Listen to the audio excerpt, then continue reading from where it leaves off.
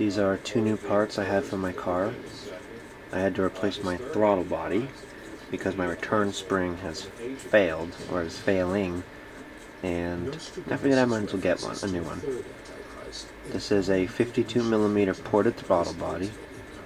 I just got done actually cleaning it. It was already cleaned, pretty much, but I went the extra mile to really clean it off.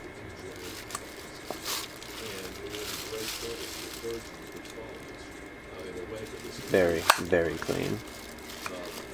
And a new starter. My starter has also been failing for the past year, and I figured it's about time I just got a new one. So, there'll be a video tomorrow of the first start with all the new equipment.